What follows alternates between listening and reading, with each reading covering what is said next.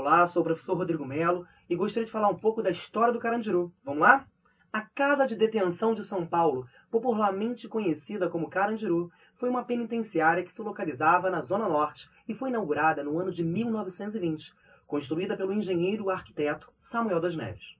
O complexo penitenciário do Carandiru, logo inaugurado, foi considerado um presídio modelo, tendo sido projetado para atender às novas exigências do Código Penal Republicano de 1890, de acordo com as melhores recomendações do direito positivo da época.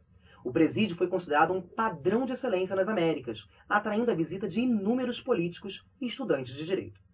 Durante 2 décadas, chegou a ser considerado um dos cartões postais da cidade de São Paulo, e somente a partir de 1940, quando a penitenciária excedeu sua lotação máxima de 1.200 detentos, que ela começa a passar por sucessivas crises e brigas.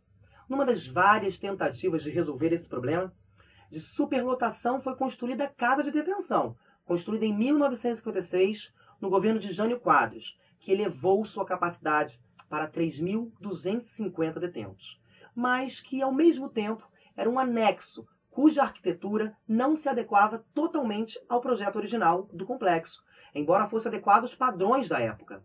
Desde então, a história do Carandiru passa a não ser nada mais que crises e rebeliões, que culminam com os famosos massacres, quando então as autoridades penitenciárias amontoavam em péssimas condições cerca de 8.000 detentos. Um dos fatos mais conhecidos da história ocorreu em 1992. Após uma briga no Pavilhão 9, 111 detentos foram mortos pela Polícia Militar de São Paulo durante uma rebelião, os quais resistiram às investidas policiais. Esse fato teve grande repercussão nacional e internacional. A tragédia do Carandiru ocorreu em uma época de disseminação da violência institucional. Às vésperas das eleições municipais, o massacre pôde ser visto como um reflexo da política de combate radical à criminalidade na capital paulista, em que muitas vezes a morte era vista como a melhor forma de reprimir o crime. Segundo a versão dos detentos sobre o massacre, eles já estavam nas salas e desarmados quando a tropa de choque da polícia militar invadiu o local. Os policiais afirmam que os presidiários estavam armados e preparavam uma tocaia. Em quem podemos acreditar?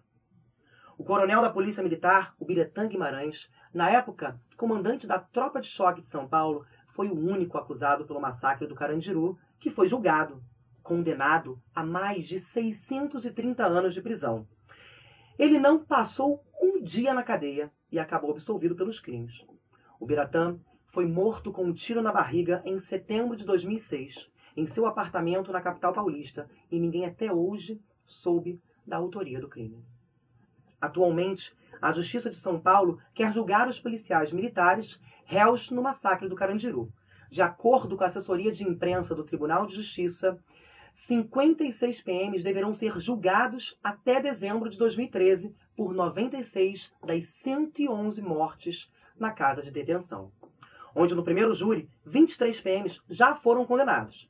A advogada Lida Ribeira de Souza, que defendeu os 23 PMs condenados, atua também como defensor dos demais réus no processo.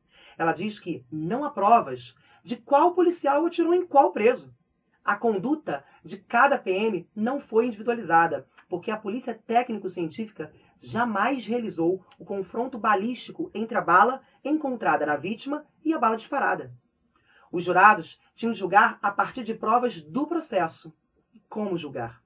Por fim, essa história ainda vemos com bastante frequência na mídia, e este foi apenas um relato para que você, aluno, entenda um pouco dessa história tão bárbara.